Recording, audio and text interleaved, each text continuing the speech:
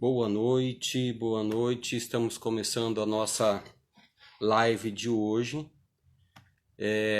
na nossa 13ª temporada de lives do Instituto Intrépides. Eu sou o professor Rui Valese, coordenador pedagógico do Instituto Intrépides e vice-presidente. Trabalho com a professora Cirlei aqui no Instituto já desde 2018. E hoje eu tenho um conteúdo para trabalhar com vocês, que é como falar com coerência e lógica. Como nós estamos transmitindo essa live para o Facebook, para o Instagram e para o YouTube.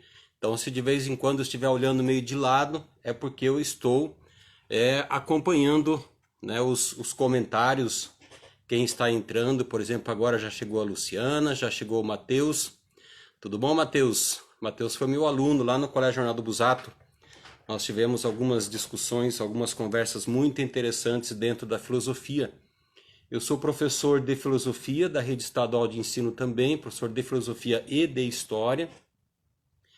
E o conteúdo de lógica, que é uma parte do conteúdo que nós vamos trabalhar hoje, é um conteúdo que nós estudamos em filosofia.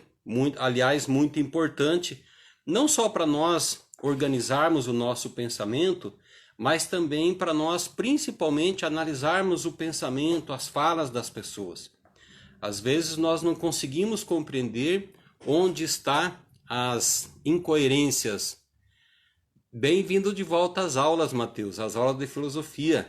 É muito importante. Aliás, filosofia que, na nova reformulação do ensino médio, assim como sociologia, como arte e outras disciplinas, elas foram retiradas do currículo, não no todo, mas em parte, e com certeza isso vai causar um prejuízo bastante grande na formação dos nossos jovens, como nós vamos perceber ao longo dessa live.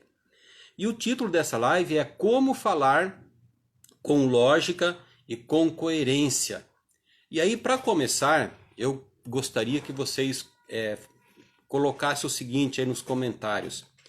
Cita aí nos comentários uma situação que você, não que você viveu, mas que você viu.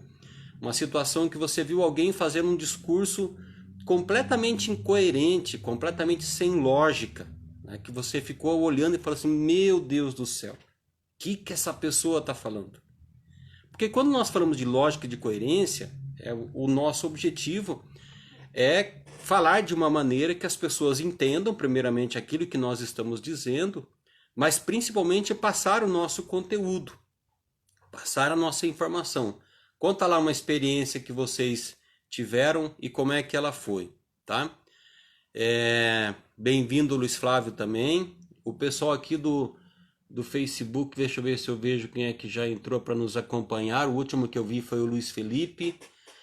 A Jacira também acabou de chegar, sejam bem-vindos. Nós estamos fazendo o pré-aquecimento, as falas iniciais.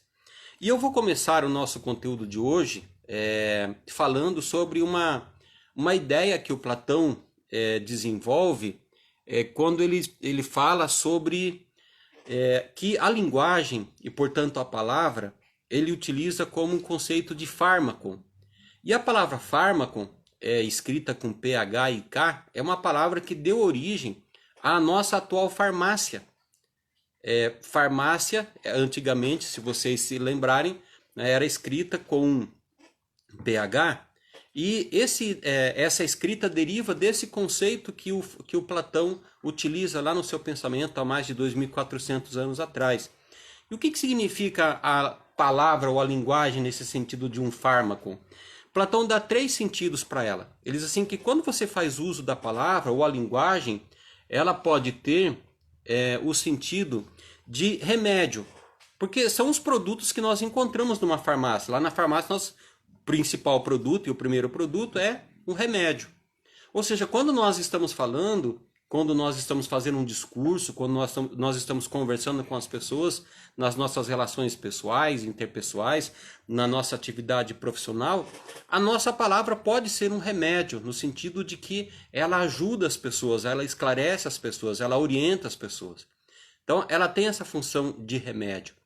Mas, na farmácia também, nós encontramos o remédio que se nós não tomarmos na dose adequada, da forma orientada pelo profissional, nós transformamos essa substância num veneno.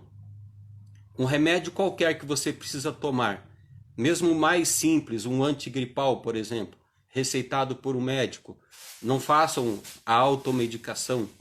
Mas mesmo antigripal, se você não tomar na dose correta, seguindo as orientações que foram repassadas pelo profissional, você vai provocar uma intoxicação.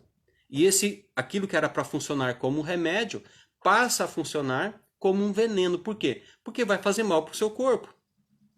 Da mesma forma, quando nós falamos, quando nós conversamos com as pessoas, quando nós conversamos com os nossos colegas, quando nós conversamos no ambiente profissional, no ambiente familiar, dependendo daquilo que eu falo, daquilo que eu falar, eu posso criar um problema extremamente sério, extremamente grave. Provavelmente vocês já devem ter ouvido aquela história das 3 peneiras do Sócrates. A história que quando chega para você e você imediatamente vai passando, e a gente deveria tomar o cuidado de primeiro verificar o seguinte: isso que chegou até nós é verdade? Porque se não for verdade, se for uma mentira, veja, a palavra se transformando em veneno. Isso que você falou, se não vai promover isso, então ela vai se transformar num veneno. Ela é um veneno. Isso de alguma maneira melhora a sociedade, melhora a humanidade, ajuda a sociedade como um todo a evoluir, porque se não ajuda a sociedade a evoluir, também é um veneno. Então, essas 3 peneiras de Sócrates, nós podemos aplicar a isso que o Platão fala da palavra como um veneno. Mas a palavra também ela pode ser um cosmético. Cosmético em que sentido? No sentido que ela não vai ajudar a esclarecer, não vai mostrar o que são as coisas, o que é a pessoa, o que é o acontecimento. Mas ela vai dar uma maquiada, vai dar uma enfeitada. Os italianos têm um ditado que diz assim: por fora a bela viola, por dentro o pão bolorento. A ideia da maquiagem, da palavra como maquiagem é isso. É esconder de fato o que é o acontecimento, o que é a pessoa e assim por diante. E nós temos que tomar cuidado, então, com essa palavra. Olha a Anne lá falando lá, saudade das minhas aulas de filosofia. Então, agora a gente vai poder matar a saudade aí de maneira virtual, em alguns momentos que eu vou realizar algumas lives, né, tratando de algumas questões da filosofia. E, aliás, eu já aproveito vocês para na quinta-feira, a partir das 8 horas, nós teremos uma live especial. Uma live que vai falar, eu vou tratar das mulheres na filosofia. Alguns dos meus alunos que estão presentes aqui sabem que eu costumava trabalhar alguns temas relacionados ao universo feminino, principalmente no mês de março, mas não somente, e trazer algumas filósofas para o nosso conteúdo, para as nossas aulas. Até porque nas aulas de filosofia, tradicionalmente, se estuda pouco as mulheres. Nós só vamos começar a estudar sobre as mulheres na filosofia no século XX, né, com a Hannah Arendt, com a Agnes Heller, e outras pensadoras, como, por exemplo, a Marilena Chauí no Brasil, a Sueli Carneiro, mas são poucas, a Simone de Beauvoir no universo, que são várias mulheres, várias filósofas, e que nós precisamos trazer, fazendo um merchandising aqui da live de quinta-feira. E também quero aproveitar também para dizer que nesse final de semana, no sábado, nós vamos ter um curso de oratória com a professora Cirlei.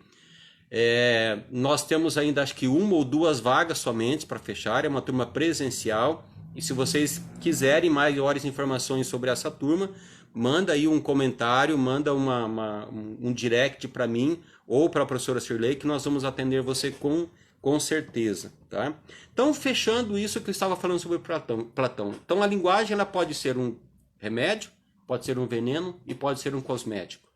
Por isso que quando nós vamos falar, independente de qual é a situação que nós vamos falar, nós temos que estar muito bem preparados. E aí eu tenho que estabelecer qual é o meu objetivo. E aqui nós do Instituto Intrépides, tanto eu quanto a professora Cirlei, nós temos um compromisso. Nós temos um compromisso com o desenvolvimento integral do ser humano. E esse desenvolvimento integral do ser humano passa pelo respeito à palavra. A palavra que nos dias atuais, nos últimos tempos, ela tem sido tão maltratada, tem sido tão mal utilizada. as pessoas têm utilizado da palavra ou das palavras para agredir as pessoas, seja fisicamente, presencialmente ou mesmo remoto. Vocês já devem ter ouvido falar dos haters, daqueles que ficam também perseguindo as pessoas nas redes sociais para poder criar confusão com elas, usando a palavra. Nós temos o máximo respeito pela palavra. E quando eu começo essa live falando disso que o Platão fala sobre o que é o fármaco, a linguagem como um fármaco, é porque exatamente nós consideramos a palavra como uma coisa sagrada. Para vocês terem uma ideia, antes da invenção da escrita, todas as sociedades, elas transmitiam o conhecimento para as novas gerações por meio da palavra. E não era qualquer pessoa que poderia fazer uso público da palavra e transmitir os seus conhecimentos. E quando alguém falava, essa pessoa falava com autoridade e era respeitada. Boa noite, Selma, tudo bem? Seja bem-vinda. A Marisa Camargo também, seja bem-vinda. A professora Cirlei também está aqui acompanhando. E se tiverem alguma pergunta, algum comentário que escapar, ela vai passar para mim. O Luiz fez um comentário aqui.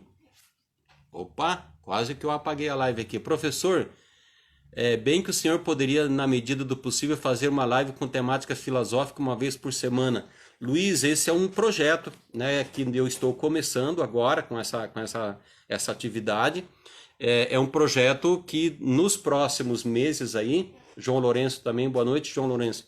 Nos próximos meses, eu vou estar me desincumbindo de uma das atividades profissionais que eu tenho, e aí a ideia é, pelo menos uma vez por mês, depois a cada 15 dias, nós trazermos alguns conteúdos de filosofia, né, conteúdos que sirvam tanto para o nosso crescimento intelectual, mas principalmente para o nosso desenvolvimento, nosso autoconhecimento. Tá?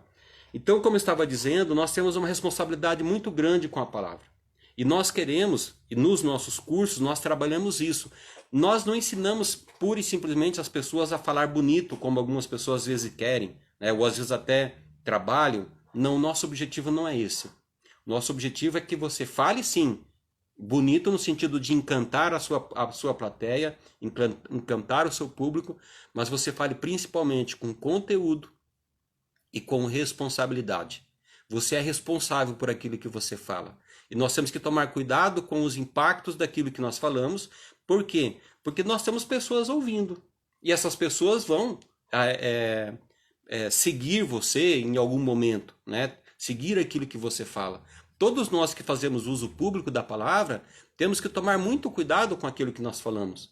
Vocês provavelmente devem conhecer alguns casos de pessoas que fizeram mau uso da palavra e teve consequências, e tiveram consequências graves, né? E aí elas tentaram se desculpar, dizendo que foi no calor da emoção, porque tinham bebido, porque tinham... Gente, isso tudo é desculpa. Isso tudo é desculpa. Quando nós falamos, nós temos que tomar cuidado com aquilo que nós falamos, porque nós somos responsáveis. E quando eu estou dizendo aqui falando, pode ser falando nesse momento, como eu estou fazendo aqui oralmente, mas é também por escrito. Quando nós escrevemos alguma coisa, nós temos que tomar cuidado com aquilo que nós escrevemos, porque, voltando lá ao Platão, pode se tornar um veneno. Você pode machucar e você pode magoar uma pessoa seriamente. Você pode levar a pessoa a cometer uma ação que não tem retorno, que não tem reversão. Então a gente tem que tomar cuidado com isso. Por isso que eu trouxe esse conteúdo hoje, de nós fazermos nós pensarmos um pouco como que eu construo um discurso coerente. Como que eu busco viver de uma maneira coerente. Uma das aulas, Luiz, que eu vou trabalhar com vocês nessas lives que eu vou desenvolver, é a partir de uma filósofa húngara do século XX, chamada Agnes Heller. Ela fala da recepção filosófica. Cada um de nós recebe a filosofia de uma maneira diferente. E ela vai falar da recepção completa, que é aquela recepção em que o sujeito, compreendendo uma determinada corrente filosófica, ele transforma isso em ação. Ele passa a colocar essa filosofia no seu dia a dia, na sua vida. Isso tem a ver com coerência. E o que é ser coerente? Como é que nós construímos a nossa coerência? A primeira coisa é que a coerência diz respeito a você manter uma mesma linha de pensamento. Ou seja, se você tem uma determinada concepção a respeito de um determinado assunto, sei lá, sobre liberdade de expressão, por exemplo, você ser coerente é você manter a mesma lógica, a mesma coerência com aquele que você afirmou no passado e você continua afirmando no presente. Então é manter uma mesma linha de pensamento. Não é uma hora eu sou favorável à liberdade de expressão e outra hora eu não sou favorável à liberdade de expressão. Eu sou favorável à liberdade de expressão quando eu posso falar o que eu quiser. Mas quando o outro fala, não, daí eu sou o contrário à liberdade de expressão. Veja, isso é uma incoerência. Porque eu não estou mantendo uma mesma linha de pensamento. Essa coerência, ela não é apenas do ponto de vista teórico. Tá? Um texto, uma fala, não é só manter a coerência do ponto de vista teórico, mas é manter a coerência entre o que você fala e o que você vive. Por exemplo, se eu defendo uma qualidade de vida saudável, se eu defendo que as pessoas consumam alimentos saudáveis, se eu não consumo, se eu não tenho hábitos saudáveis, eu estou sendo incoerente. Então eu estou dizendo uma coisa e fazendo outra. Então não é aquela história assim, façam o que eu falo, mas não o que eu faço. Isso é muito comum as pessoas fazerem isso. Claro, gente, temos que pensar o seguinte, nós seres humanos não somos perfeitos. Nós somos incoerentes. Nós temos as nossas incoerências.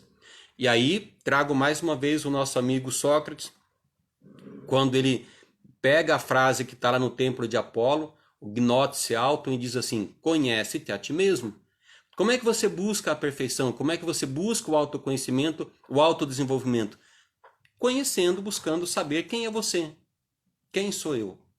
Essa pergunta os alunos aí de filosofia das minhas aulas ouviram várias vezes isso. Quem sou eu?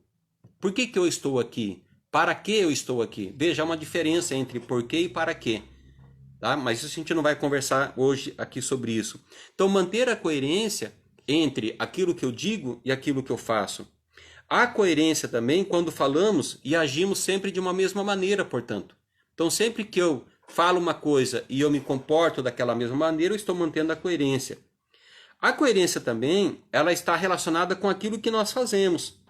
E aí nós temos que tomar cuidado com o que nós fazemos e com o que nós falamos. E aí nós temos que tomar cuidado porque, assim, algumas pessoas, elas se comprometem para além daquilo que elas são capazes de cumprir. Por exemplo, num discurso, numa exposição, cuidado com o que você promete que você vai fazer. Porque o que você promete ou o que você se compromete a fazer, você tem que fazer. Você tem que, se você cria uma necessidade, se cria uma curiosidade no seu público, você tem que satisfazer essa necessidade, satisfazer essa curiosidade. Porque senão você promete muita coisa no começo, numa fala, mas não entrega. Vamos lá. Quem já viveu também essa situação?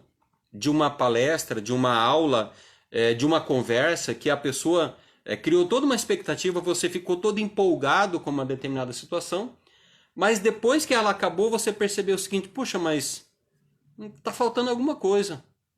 A pessoa disse que ia fazer isso, mas não entregou, não aconteceu. Coloca lá nos comentários para mim, para eu compartilhar com as pessoas que estão nos acompanhando aqui nas outras lives. Então, eu tenho que pensar assim, eu tenho que ser coerente com aquilo que eu estou me comprometendo. Se eu disse que eu vou...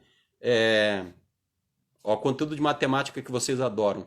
Se eu digo para vocês que eu vou definitivamente ensinar vocês como é que funciona a fórmula de Bhaskara e você vai entender para que serve ela e nunca mais você vai ter dúvidas, eu não sei, eu não conheço matemática, tá? Eu só estou usando um conteúdo que eu sei que os alunos de matemática, principalmente do segundo grau, têm uma tremenda de uma dificuldade.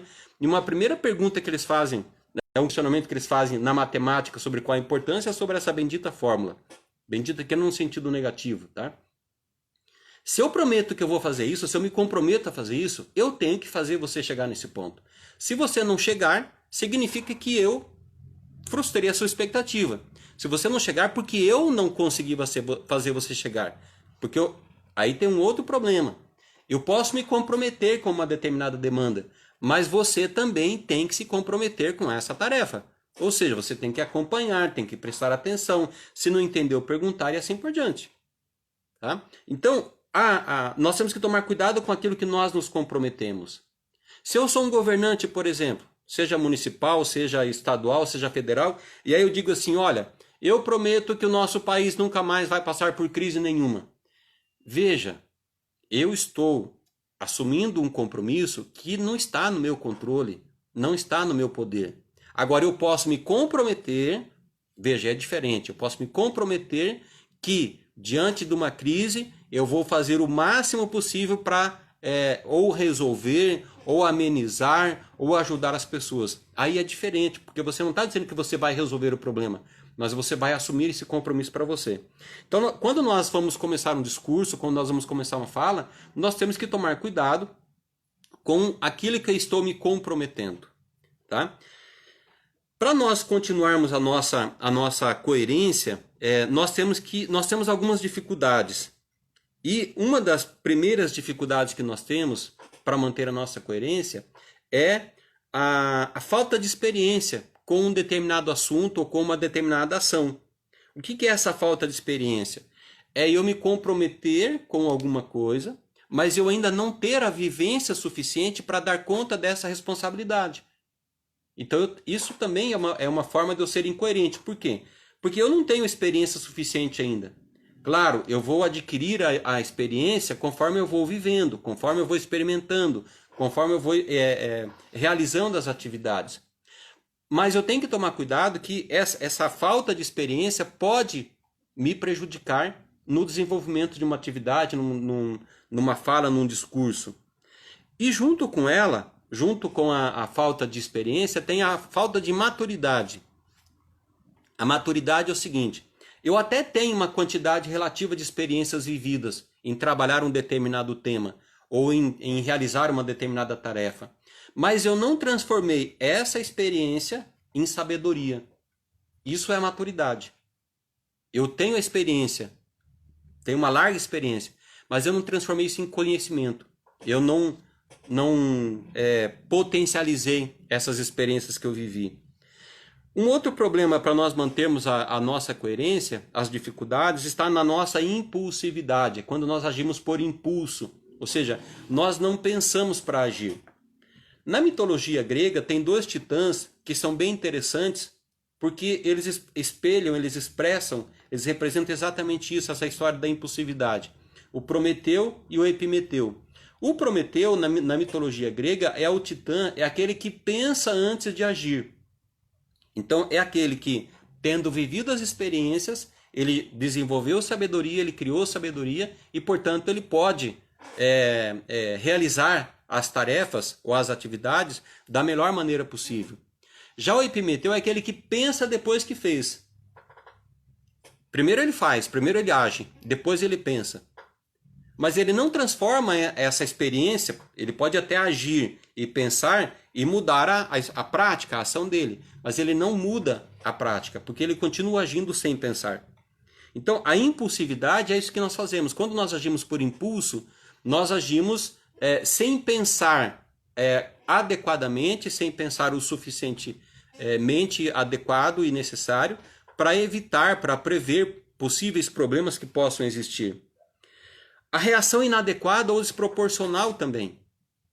Vamos imaginar que você foi convidado para fazer uma apresentação para um determinado público e esse público ele está desatento, ele está conversando, ou seja, mais ou menos aquela história do sujeito que vai tocar, vai cantar num barzinho, né, num restaurante, está todo mundo comendo, bebendo e ninguém não está nem prestando atenção na música, no que ele está cantando e assim por diante. O que é uma reação desproporcional? Seria, por exemplo, a pessoa gritar com o público, gritar com as pessoas que estão na plateia. Boa noite, professora Marta, tudo bem? Seja bem-vinda. Maria Cristina, deixa eu ver mais algumas pessoas que já entraram, a Tertuliana, sejam todos bem-vindos aí à nossa live. O Gustavo, tá? Vão mandando os comentários aí. Então você reagir com impulsividade e desproporcional. Quando nós vamos fazer um discurso, quando nós vamos dar uma aula, quando nós vamos fazer uma apresentação, eu tenho que criar a expectativa nesse público e eu tenho que chamar a atenção desse público, mas chamar a atenção dele para que ele preste atenção em mim e não para que eu crie uma barreira.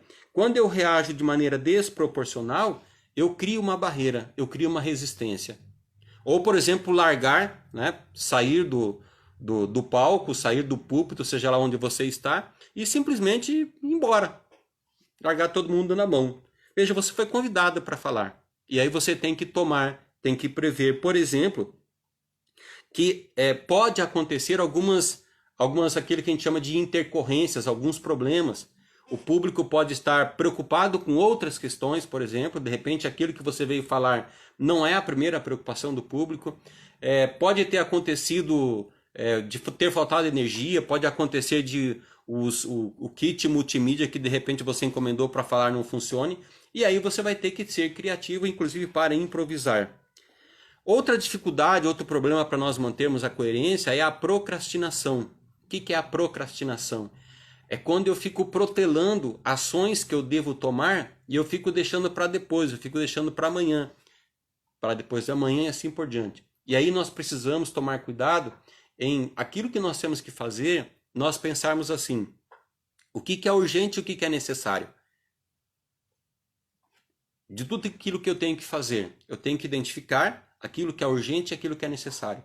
Porque quando eu faço essa separação, eu relaciono as atividades, aquilo que eu tenho que fazer, as minhas tarefas. E aí eu faço uma classificação, urgente e necessário. E aí eu tomo uma decisão daquilo que eu preciso agir, porque daí eu ganho tempo. Da mesma forma, eu também tenho que fazer aquilo que o Descartes fala no seu método cartesiano, que é você começar das tarefas mais simples para as mais complexas. Por quê?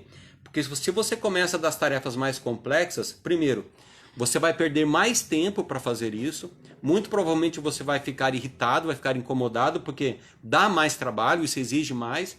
E aí aquelas coisas que eram mais fáceis de serem resolvidas, você vai chegar num determinado ponto, você não vai ter mais coragem de querer trabalhar aquilo. Então, procrastinar é isso, é você deixar para depois aquilo que você deveria fazer agora, ou aquilo que você deveria fazer ontem. Então, há necessidade de nós fazermos essa separação. Então, veja, o que é a coerência então? Para nós darmos uma resumida até aqui.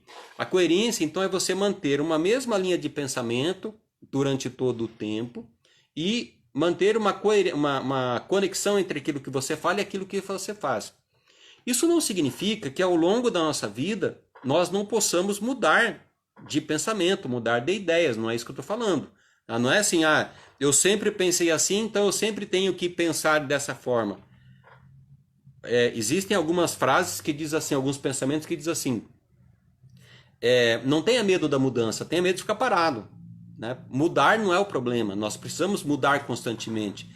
Mas essa mudança, ela não pode ser também a toda hora, a todo instante. Nós precisamos manter, inclusive no processo de mudança, nós temos que manter uma certa coerência com aquilo que nós estamos,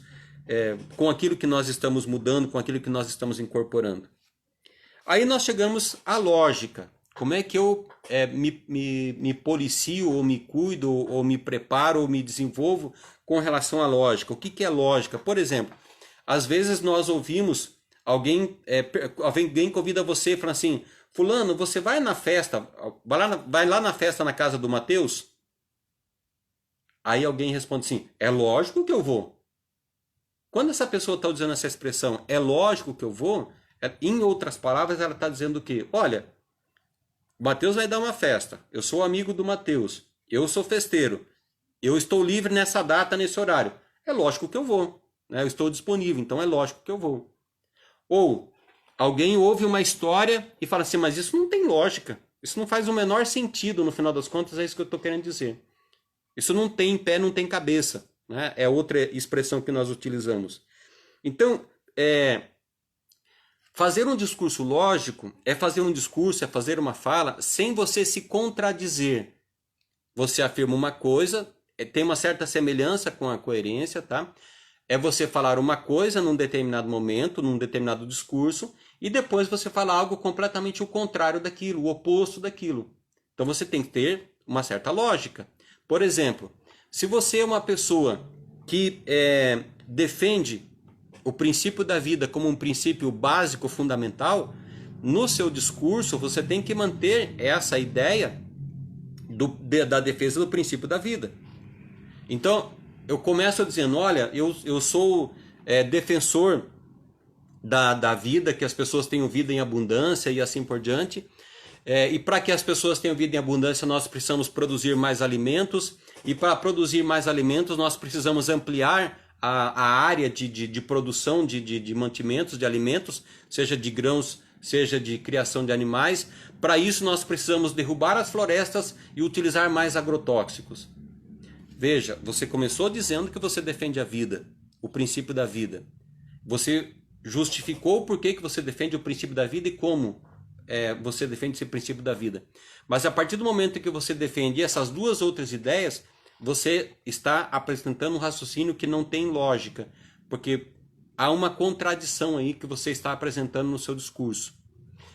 Isso vale para várias outras situações, para várias outras demandas. Você tem que tomar cuidado com essa lógica, porque se você começa com um determinado pensamento, uma determinada ideia, você precisa manter essa lógica, essa coerência com aquilo que você afirmou anteriormente. Tá? E como é que eu faço para construir um raciocínio? Esse raciocínio, no estudo da lógica, nós temos um conteúdo que nós chamamos de juízo de fato e juízo de valor. Eu estou dando uma olhada aqui nos comentários para ver se tem alguma coisa para destacar. Acredito que não. Opa, eu estava fazendo ao contrário. Que diz assim, o que é um juízo de fato? Quando eu digo, por exemplo, isto aqui é um livro. Está todo mundo vendo lá? Veja, isso é um juízo de fato. Por quê? Porque você pode até achar que não é, mas aí é uma opinião sua, é um eu acho seu. Mas isso é um livro, não tem como eu contestar. Aliás, inclusive, né, nós costumamos dizer, nós costumamos ouvir também, que contra fatos não há argumento. Juízo de fato é isso. Isso é um livro. Isso é uma caneta. Então, não tem como eu contestar essa informação, essa afirmação que eu estou fazendo. Agora, juízo de valor é diferente. Porque o juízo de valor, ele é subjetivo. Por exemplo, eu posso dizer, eu prefiro os livros de filosofia do que os livros de poesia. Veja, mas aí vai a minha subjetividade. Eu posso gostar mais de filosofia do que de poesia. Uma outra pessoa que goste mais de poesia do que filosofia, ela vai dizer, não, eu gosto mais de poesia do que de filosofia. Então, o juízo de valor, eu faço uma avaliação sobre um determinado acontecimento, sobre um determinado fato.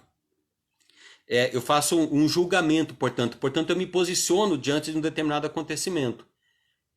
O juízo de valor, ele é mais facilmente contestável. Quando você está apresentando um discurso, uma fala, por exemplo, o juízo de valor, as pessoas podem concordar ou não concordar com você. Já o juízo de fato, não. O juízo de fato está aqui, está o fato aqui, ó. Isso é um livro. Elas podem até não gostar do livro que você está apresentando, mas é um outro problema. Mas dizer que não é um livro é uma outra história.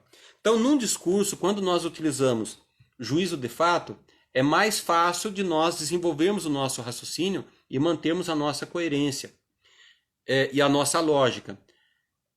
E, da mesma forma, quebrar as possíveis resistências que possam ter àquilo que você está apresentando.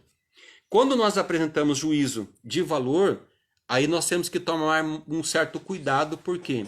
Porque você precisa conhecer o seu público, saber como é que ele pensa, na média geral. É claro, nós nunca vamos saber como todo mundo pensa, não, é impossível isso. Mas na média você pode ter uma ideia de como essas pessoas pensam, quais são as suas crenças, quais são os seus valores. Então não é que você não pode usar um juízo de valor numa fala. Você pode e deve, porque é importante, é interessante. Mas você tem que tomar cuidado, porque a possibilidade, a probabilidade de você ter certas resistências ao juízo de valor é bastante grande. Tá? O juízo de fato, uma outra característica do nosso discurso, o juízo de fato, ele não é um argumento, um raciocínio que, digamos assim, que vai empolgar as pessoas. Já o juízo de valor empolga. E aí também você tem que tomar cuidado com o juízo de valor, como eu falei para vocês, porque você pode empolgar o público, empolgar as pessoas, mas também você pode criar resistências ao que você está falando. Então, o juízo de valor nós temos que saber dosar numa apresentação. Dois caminhos que nós podemos seguir na construção do nosso raciocínio para nós mantermos a nossa coerência e afinarmos, né, a coerência e a lógica do nosso pensamento. Nós podemos começar um discurso fazendo o chamado raciocínio indutivo. O que é o raciocínio indutivo? É quando eu vou do particular para o geral. É uma técnica interessante de nós construirmos o nosso discurso, por quê? Porque no raciocínio indutivo, você vai apresentando os elementos para as pessoas, você vai apresentando os elementos para o seu público, e você vai ajudando o público, vai ajudando as pessoas a elas irem construindo um raciocínio. Claro, você sabe onde você quer chegar com esse raciocínio. Mas você não quer dizer o seguinte, olha, a partir de hoje vocês vão pensar desse jeito. Não. Você vai apresentando os elementos. Por exemplo, vamos supor que o teu objetivo seja convencer o seu público a parar de consumir cigarro, por exemplo. Bom, você tem um caminho que a gente chama de raciocínio dedutivo, que é dizer o seguinte, olha, todo mundo tem que parar de fumar porque fumar faz mal para a saúde. Veja, algumas pessoas vão aceitar isso tranquilamente, né, porque elas talvez já pensem dessa forma, concordam com essa ideia, mas tem algumas pessoas, por exemplo, que elas podem ser fumantes, ou eles estão pensando em fumar, sei lá. Quando você faz isso, você cria uma resistência, você tem uma aceitação com uma parcela do público, mas você tem uma resistência em relação ao outro público. Agora, se você quer fazer com que as pessoas cheguem a essa conclusão ou parem para pensar sobre essa possibilidade de pensamento, o interessante é você construir o raciocínio indutivo. De que maneira? Por exemplo, você apontando inicialmente quais são os males que o cigarro provoca. Seja no aspecto da beleza, no aspecto estético, seja no aspecto da saúde, da qualidade de vida, da perspectiva de vida. Que quando você não fuma, por exemplo, você consegue sentir melhor o sabor dos alimentos, você consegue apreciar melhor as frutas, você consegue apreciar melhor as bebidas e assim por diante. Então, o que você vai fazendo? Você vai dando alguns elementos para que a pessoa vá, no final, chegar àquela conclusão que você quer que, logicamente, ela chegue. Mas também, no raciocínio indutivo, nós temos que tomar um certo cuidado, porque se por acaso o público sentir que você está querendo manipular o seu raciocínio, você vai criar uma barreira, você vai criar um distanciamento. Então você tem que tomar cuidado com esse raciocínio indutivo, como que você vai desenvolver ele, né, para que ele não acabe virando contra você, né, para que o público não se sinta manipulado. Já o raciocínio dedutivo, como falei para vocês, ele é interessante de ser utilizado, por exemplo, quando você já conhece a plateia e há uma sintonia, uma sincronia entre aquilo que você pensa, a forma como você pensa, e o público que você vai falar. Então, aí nesse caso, o raciocínio dedutivo, ele é perfeito. E assim nós vamos conseguindo manter a nossa lógica, a nossa coerência no nosso discurso. Como próximo ponto de nós mantermos a nossa lógica e a nossa coerência, o que eu devo fazer então para construir um discurso lógico, um discurso coerente?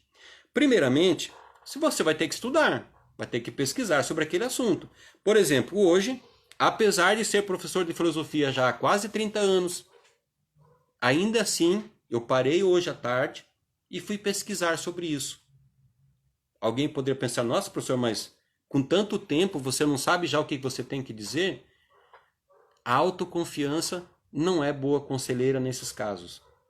Claro que nós precisamos da confiança, mas quando nós exageramos nessa autoconfiança, nós podemos cometer algumas gafes, nós podemos falar algumas coisas, ou até mesmo falhar a nossa memória e não conseguir desenvolver o nosso raciocínio. Então é importante você pesquisar. Pesquise sobre esse assunto. Busque o máximo possível de informações. E aí nós temos que tomar cuidado com as fontes que nós pesquisamos. Por quê? Porque a qualidade do conteúdo depende da qualidade da fonte que você consulta. Algumas pessoas costumam utilizar, por exemplo, isso não significa que no todo elas não sejam boas, não é isso, até porque senão nós não estaríamos aqui numa rede social apresentando um conteúdo, e um conteúdo de nível. As pessoas costumam se informar e se formar principalmente pelas redes sociais. Só que nas redes sociais, seja no Instagram, seja no Facebook, seja no YouTube, seja no Twitter, seja no LinkedIn, no TikTok, seja lá onde for, nós temos de tudo. Nós temos... O que você pensar de conteúdo, você encontra nas redes sociais. O que você quiser de informações, você encontra nas redes sociais. Mas a grande questão é, essa informação, ela é confiável? Essa informação, ela faz sentido? Vamos pegar, por exemplo, não vou entrar nos casos, mas só para vocês terem uma ideia. Quantas coisas nós ouvimos nessa pandemia sobre o vírus, sobre as vacinas e mais um monte de outras coisas. E veja, nós temos, sobre esses assuntos, nós temos tanto fontes confiáveis, quanto nós temos fontes que não são confiáveis. E muitas pessoas acabaram seguindo essas fontes não confiáveis e tiveram problemas para a sua própria existência. Como também tiveram pessoas que conscientemente, elas sabiam que a informação não era correta. Teve o caso de um médico italiano que viveu isso e ele só parou o dia que ele viu um jovem sendo internado e praticamente morrendo. Eu não me recordo agora se ele morreu ou não, porque ele seguia exatamente os conselhos que ele dava nas suas falas, nos seus discursos, nas suas lives. Ele só parou quando ele se deparou com essa situação. A hora que a mãe desse jovem pegou o celular e mostrou as mensagens, os vídeos, todos que ele tinha gravado falando sobre a pandemia. Só nesse momento que ele parou. Então nós temos que tomar cuidado com as fontes, porque as fontes, algumas, elas não são confiáveis, não por maldade, mas outras não são confiáveis porque a pessoa tem a intenção mesmo de enganar, de trapacear as pessoas. Então nós temos que tomar cuidado com as fontes. Fontes sérias, né? Que te dê uma segurança sobre aquilo que você vai falar. Feito a pesquisa, aí você vai fazer o quê? Você vai planejar, preparar, estruturar o seu discurso. Por exemplo, como é que você vai começar o seu discurso? Quais serão as primeiras palavras? Quais serão as primeiras falas? Como que você vai desenvolver esse seu discurso? Quais são as etapas pelas quais você vai passar? Na introdução, você vai se apresentar, por exemplo. Você vai dizer sobre o que você vai tratar e até sobre que perspectiva você vai tratar esse determinado conteúdo. E aí, o seu objetivo, ao longo do desenvolvimento dessa fala sua, é alcançar aquele objetivo inicial que você apresentou. Por exemplo, eu comecei a nossa live dizendo que eu iria trabalhar o conteúdo de como falar com coerência e com lógica. E aí eu quero que no final vocês me digam se eu estou contribuindo dentro do meu objetivo para que vocês entendam o que é falar com coerência e com lógica. E eu estou a todo tempo preocupado com isso porque mentalmente, essa é uma sacada. Mentalmente você tem que pensar assim, tudo aquilo que você vai falar, você tem que buscar alcançar esse objetivo. Não significa necessariamente que aquilo tudo que você anotou como palavras-chave, daqui a pouco eu vou dar algumas outras dicas, que necessariamente você vai seguir, né, do começo ao fim. Porque durante a exposição alguém pode fazer alguma interferência, alguma contribuição, alguma pergunta, e você tem que estar preparado para poder atender a essa demanda. Então, no desenvolvimento, você vai você vai perseguir esse objetivo, né? Aqueles objetivos que você trouxe no início da sua fala. Então, o meu objetivo é que vocês compreendam o que é a coerência, o que é a lógica e a importância delas na construção de um discurso e como fazer isso. Para no final você dar o arremate, né? Você dar a palavra mestre, a palavra de ouro, que é você finalizar o conteúdo. Você tinha um objetivo, você percorreu, manteve a coerência daquilo que você estava falando. Manter a coerência e a lógica também, por exemplo, no discurso, é você não ficar abrindo vários temas que não tem nada a ver com aquilo que você está apresentando. Uma coisa é você usar de ilustrações de acontecimentos, mas que se vinculam, que se relacionem com aquilo que você está apresentando. Outra coisa é no meio do discurso, por exemplo, do nada você começar a falar, por exemplo, sei lá, do seu pet que você tem em casa, mas que não conecta com aquilo que você está falando. É você falar, sei lá, vamos falar agora sobre o preço da gasolina. Veja, isso não tem coerência, não tem lógica, não está ligado com aquilo que nós estamos tratando. Então, você não fica abrindo temas que não têm a ver com o desenvolvimento. Porque na hora que você chegar na conclusão, o teu público vai agradecer por ter ficado todo aquele tempo ali e ter aprendido alguma coisa, mesmo que pode ser até que ele não concorde com aquilo que você falou. Mas mesmo assim ele vai sair satisfeito, porque aquilo que você prometeu fazer ou aquilo com que você se comprometeu, você alcançou. Antes de realizar o discurso ainda, é necessário nós fazermos uma revisão de todo esse planejamento, de toda essa estruturação que nós fizemos de um discurso.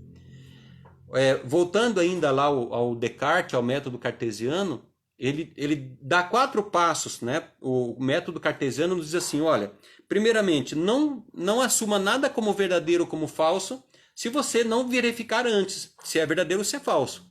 Então, não aceite nada como verdadeiro ou falso sem você verificar.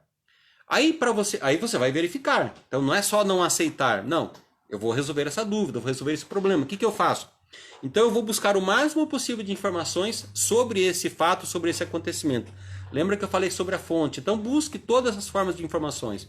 Seja em conversas pessoais, interpessoais, pessoas que você conhece, que sabe, que domina aquele assunto, livros, internet, né, sites especializados, artigos científicos. Então, você vai buscar o máximo de informações. Aí, o que você vai fazer? O que ele diz como terceiro passo? Você vai organizar do mais simples para o mais complexo esses conteúdos, essas informações que você recebeu. Depois que você fez isso, que você fez esse ordenamento, você revisa tudo para ver se por acaso não esqueceu alguma coisa ou não faltou alguma informação que você precisava dar. Então, essa revisão é esse último passo, é você revisar o discurso que você se preparou, que você se programou antes de realizar ele, para ver se de repente não tem alguma coisa que você tem que tirar. Por exemplo, vou mostrar minha colinha aqui, tá? Eu fiz uma pesquisa, eu anotei, né, eu fiz no Word aqui, e depois eu peguei esse material e fui fazendo anotações aqui ao lado. Isso é o passo da revisão. Porque na hora que você escreve, você tem um pensamento. Na hora que você pega o material para revisar, aí você pensa, puxa vida, aqui é interessante eu falar sobre essa coisa, trazer essa outra informação. É assim, esse é o processo de revisão. Peça uma segunda opinião de alguém, de uma pessoa que você conhece, de uma pessoa que convive com você, não necessariamente uma pessoa que concorda com o que você vai falar, que concorda com as suas ideias, mas também pode ser, não tem problema, para que ela dê uma olhada e, por exemplo, faça alguns apontamentos e diga, né, qual é o acréscimo que é interessante colocar ou retirar, né? Para a apresentação, daí é interessante também, é uma técnica, numa outra live eu posso até trabalhar esse conteúdo, né, que é muito interessante, é você elaborar um mapa mental ou um mapa conceitual. É uma técnica bem interessante, porque assim, daí você foca nas palavras-chave e em como você vai construindo esse raciocínio. Essa técnica é importantíssima, num outro momento nós vamos trabalhar sobre isso. Aí eu diria o seguinte, e digo o seguinte, feito tudo isso, eu digo, você está quase pronto para fazer o seu discurso. Pô, professor Rui, mas ainda assim não estou pronto? Quase pronto. Por que você está quase pronto? Eu digo, porque daí você falta ainda fazer um curso de oratória com a professora Cirlei. E eu digo, faz toda a diferença. Ah, faz toda a diferença por quê? Porque mesmo você tendo feito todo esse processo de preparação, existem algumas coisas que nós precisamos dominar para estar à frente de um público e dar o nosso recado. Esse público pode ser uma sala de aula, pode ser uma plateia, pode ser uma entrevista de emprego, pode ser uma avaliação de um processo seletivo, uma avaliação de uma banca de mestrado, uma banca para doutorado, ou uma defesa, uma qualificação. Porque mesmo você dominando esse conteúdo, dominando esse assunto, você ainda pode ter algumas coisas que você precisa resolver para estar bem e chegar lá e dar conta do seu recado. E aí, por isso que eu digo, feito tudo isso, você precisa fazer esse curso com a professora Cirlei. Tem pergunta? Opa! Onde que estão as perguntas? Deixa eu ver se eu acho aqui. A professora Cirlei está me acompanhando aqui, ela está dizendo que tem pergunta, mas eu estou passando aqui e não estou achando não. Posso falar? Pode falar, fala para nós. Tive um professor que me disse que a timidez no palestrante está ligada à falta de repertório sobre o assunto. Você concorda com isso, Gustavo? Não, é Gustavo não, esse aqui é o Luiz Flávio. Luiz Flávio, acho que o Luiz Flávio fez lá no Instagram, né, Luiz?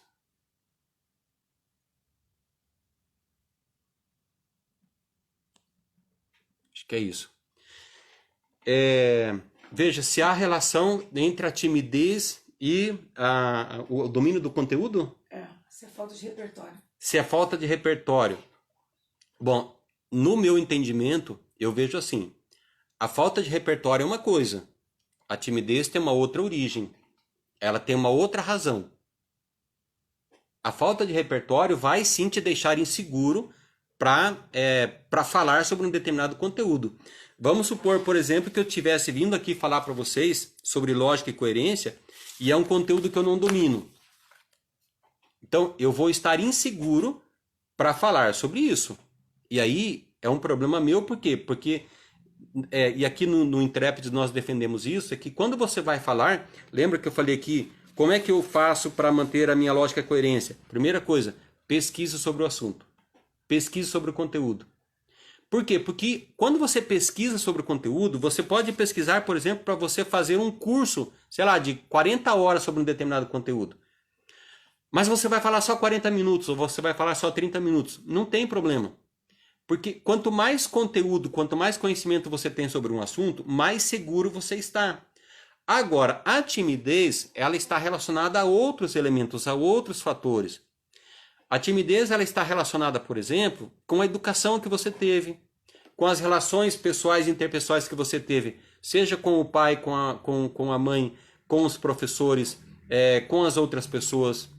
E, inclusive, por que eu falei? Boa pergunta, Gustavo, olha aí. Luiz, né?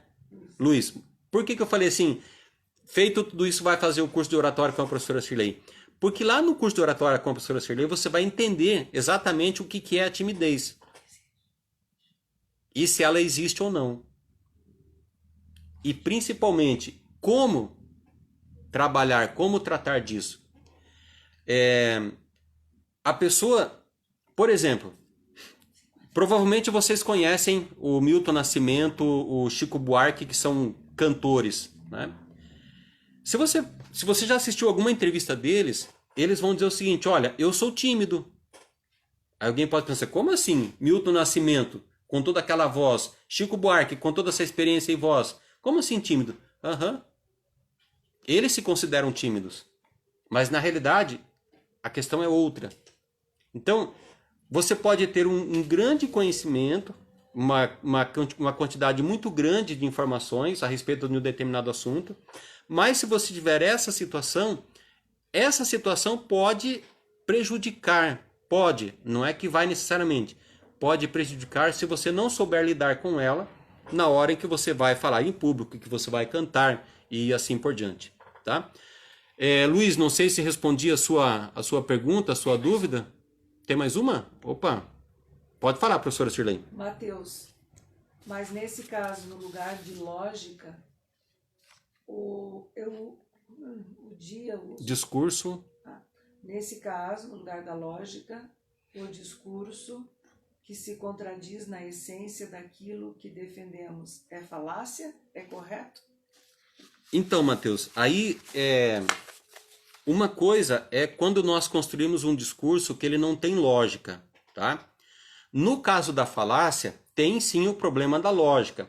Mas a falácia, o que é? Eu parto de um raciocínio que ele pode até ser verdadeiro, e olha o perigo, ele pode até ser verdadeiro, ou ele pode ter a aparência de verdadeiro, pode ter a aparência de verdade, mas o objetivo é levar a pessoa a um raciocínio incorreto. Por isso que ele é um discurso falacioso, que a gente diz. Por que ele é falacioso? Porque, por exemplo, vamos pegar alguns discursos que foram falados aí sobre as vacinas. Tá? A vacina, nós sabemos, né, quem acompanha um pouco a pesquisa na área da ciência, sabe que o desenvolvimento de uma vacina, ela não acontece de uma hora para outra. Tem todo um processo, tem toda uma quantidade de tempo, tem todas umas etapas que precisam serem cumpridas, tem toda uma série de ações que precisam ser realizadas, demandadas, dar o tempo necessário para você chegar a um resultado confiável, um resultado seguro. As vacinas não são desenvolvidas assim de uma hora para outra. Pego lá um copo d'água e dou e digo que é vacina. Não, não é assim. Tem todo um trabalho de pesquisa. É muito bem fundamentado. Bom, isso é uma verdade. Agora, quando eu uso desse discurso para dizer, por exemplo, que as vacinas que nós temos, elas não são confiáveis porque elas foram feitas num tempo recorde, e foram feitas num tempo recorde, por que o discurso é falacioso? Porque eu não estou considerando que nos processos anteriores, as vacinas quase sempre, elas são desenvolvidas de maneira individual pelos laboratórios. E daí você tem uma dificuldade de tempo, de pessoal, de material para você poder fazer os experimentos. Nesse caso da pandemia, houve toda uma organização mundial, um conjunto de forças, um compartilhar de informações, uma utilização cada vez maior de tecnologias, e isso acelerou o processo, pela própria natureza, acelerou o processo de produção da vacina. Então, o que é um discurso falacioso? É quando eu apresento apenas parte da informação. Essa parte da informação ela pode ser verdadeira, como ela pode não ser verdadeira. Por isso que ele se torna um discurso falacioso. Então, ele é mais do que incoerente, ele é mais do que ilógico, né? Ele tem o objetivo proposital de enganar o outro, de iludir a outra pessoa naquilo que ela está falando. Tá, Mateus? Não sei se ajudei aí na sua compreensão, na diferenciação. O Luiz está perguntando aqui como não ser prolixo. Então, Luiz, esse é um outro problema de quando nós estamos falando em público. Nós temos que tomar um cuidado assim. Por exemplo, você foi convidado para falar para um determinado público, por exemplo, que você é um público que tem como... às vezes a gente sabe dessa informação, às vezes não, mas é interessante saber que você sabe que tem, por exemplo, o nível médio de conhecimento. Ele tem um ensino... Quando eu falo nível médio, sim, ele estudou até o 2º grau, por exemplo, ou está estudando o 2º grau. Então você sabe que os jovens ou as pessoas que têm até o ensino médio têm um certo grau de conhecimento. E aí você vai ter que tomar cuidado com as palavras que você utiliza, por quê? Exatamente para você não ser prolixo. Achando, por exemplo, que está falando bonito, né, usando palavras difíceis, na realidade você está falando coisas que as pessoas não estão entendendo. E o seu objetivo é que as pessoas entendam. Então, utilize uma linguagem, palavras que sejam de fácil compreensão. Veja, isso não significa empobrecer o seu discurso, não é isso.